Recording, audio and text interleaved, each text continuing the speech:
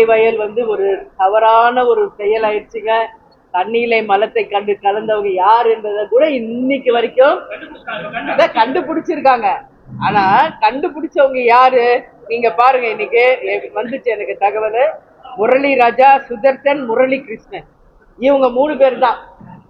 இல்ல, முரளி கிருஷ்ணன், முத்துகிருஷ்ணன், சுதர்சன், முரளி ராஜா, இவங்க தான் அந்த விஷயத்தை பண்ணியிருக்காங்கன்னு சொல்லி இன்னைக்கு கைது பண்ணியிருக்காங்க. இவங்க அந்த ஊரை சேர்ந்தவங்களே, அவங்க இனத்தை சேர்ந்தவங்க. அவங்க எப்படிங்க இதை செய்ய முடியும்?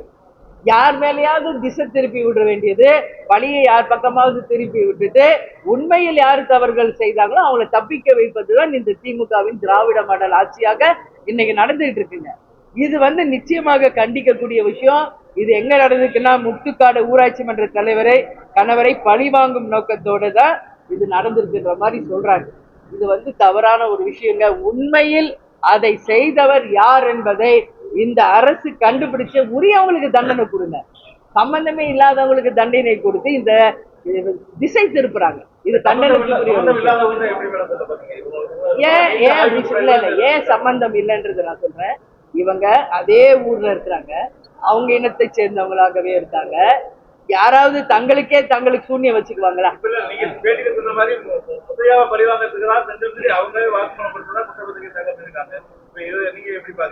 அதுதாங்க இங்க எல்லாத்துக்கு பின்னாடி அரசியல் ஓடுது. உண்மையில் பாதிக்கப்பட்டவங்க, உண்மையில் தப்பு செஞ்சவங்களை தப்பிக்க வைக்கிறது தான் இங்க தமிழ்நாடு முழுக்க நடந்துருக்கு. யார் செஞ்சாங்களோ தப்பு அவங்கள விட்டுறாங்க. இதை திசை திருப்பி இன்னொருத்தர் மேல பழிய போடுறாங்க. இப்போ சென்னை அண்ணா யூனிவர்சிட்டி எடுத்துக்க, ஞானசேகரன் ஒருத்தர், யாருடைய தயவுல இன்னைக்கு வரைக்கும் அவர் இருந்திருக்காரு யோசிச்சு பாருங்க. எவ்வளவோ தவறு, 20க்கும் மேற்பட்ட வழக்குகள் அவர் மேல இருக்குங்க. பாலியல் வன்கொடுமை, கற்பழிப்பு, கொலை, கொள்ளை எவ்வளோ இருக்கு. அவங்க யார் துணை நிற்கிறான்? இன்னைக்கு திமுகவுடைய அனுதாபின் முதல்வரே ஓப்பன் ஸ்டேட்மெண்ட் கொடுக்கிறார். காவல்துறை அதிகாரிகள் அவருக்கு சப்போர்ட்டா இருக்காங்க. இது எல்லாத்துக்கும் மேலாக தலைகுனிவா நான் பதிய வைக்கிறேன், நம்ம ஸ்பீக்கர் அப்பாவு அவர்கள் சபாநாயகர் தம்பி ஞானசேகரன் அப்படின்னு சொல்றாரு. அப்போ இது எதற்கான முன்னுதாரணம்? அப்ப ஒரு துரோகியை, ஒரு குற்றவாளியை, இத்தனை கேஸ் ஒருத்தர் மேல இருக்கிறவரை ஒரு சபாநாயகர் ஓப்பன் மேடையில தம்பின்னு சொல்றாருன்னா அப்ப இந்த ஆட்சி எப்படி இருக்கு? அந்த மாதிரிதான் இந்த வேங்கை வயல் விஷயமும் எல்லாமே கண்டனத்துக்குரிய ஒரு விஷயம்.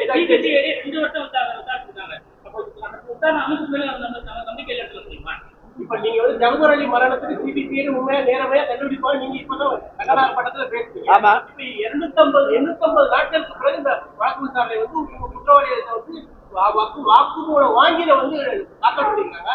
இது எப்படி நேர்மையா இல்ல? நேர்மை இல்லை என்றது இல்ல, உண்மை நிலை மக்களுக்கு தெளிவுபடுத்தணுங்க.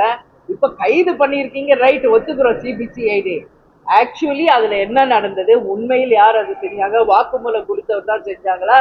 சிபிசிஐடி இதை உண்மை நிலையை மக்களுக்கு தெளிவுபடுத்த.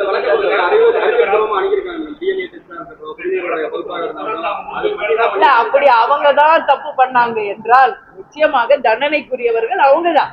கேப்டன் எப்பயுமே சொல்வாரு, தவறு செய்தால் அதுக்கு தப்பிக்க வழியே இல்லை, உப்பு தின்னா தண்ணி குடித்துதான் ஆக வேண்டும் என்பதை தலைவர் எப்பயுமே சொல்வார்.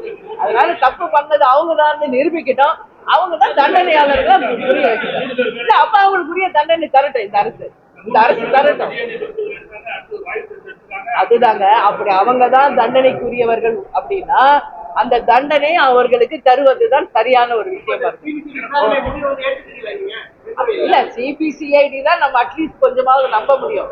அதனாலதான் இப்ப ஜகபர் அலி இது கூட நான் என்ன சொன்னேன், சிபிசிஐடி விசாரிச்சாதான் உண்மை நிலவரம் வரும்னு.